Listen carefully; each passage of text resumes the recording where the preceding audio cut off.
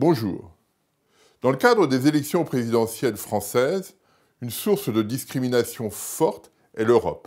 Il y a d'un côté ceux qui sont pour l'approfondissement des institutions européennes telles qu'elles existent, et puis il y a ceux qui sont en faveur d'une renégociation forte de la position de la France au sein de l'Europe. Alors, sur cette question, il y a un point particulier qui nous semble préoccupant, c'est celui de la monnaie.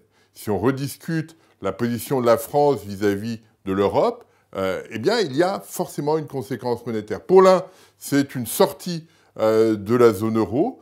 Pour l'autre, c'est la mise en place d'une monnaie commune. Ça veut dire implicitement l'existence aussi d'une monnaie française. Dans les deux cas, la Banque centrale, Banque de France dans l'un, Banque centrale européenne dans l'autre, ne seront plus indépendantes. Donc c'est un vrai changement. Pourquoi j'évoque ce point ?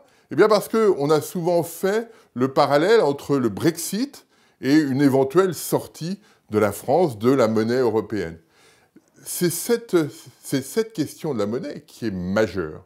En effet, quand on regarde le Brexit, les institutions britanniques internes ne sont pas modifiées. C'est simplement les relations du Royaume-Uni avec le reste du monde, avec le reste de l'Europe, qui est profondément altérée. Ça, c'est un élément clé, mais pour le Britannique à Liverpool ou à Manchester, sa situation, finalement, n'est pas modifiée. Elle est modifiée parce qu'il y a des incertitudes vis-à-vis du reste du monde, mais au sein de l'économie britannique, rien n'est modifié.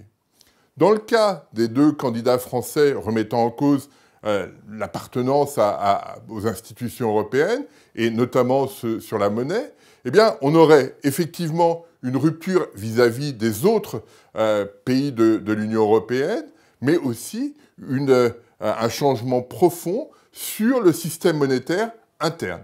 Et ça, pour le Français qui habite à Montauban, à Strasbourg ou à Paris, c'est une rupture profonde. D'un seul coup, son cadre monétaire, son cadre financier change de façon spectaculaire. Et ça additionne à l'incertitude liée aux relations avec le reste du monde. C'est en cela qu'il y a une vraie différence entre le Brexit et ce qui pourrait se passer en France. C'est ce point-là qui est majeur. D'un seul coup, on crée de l'instabilité de la France vis-à-vis du reste du monde et une instabilité interne liée au changement du cadre monétaire. Ce point-là est majeur. Dans l'histoire, on voit bien que ces changements monétaires sont des sources d'instabilité très importantes et très durables.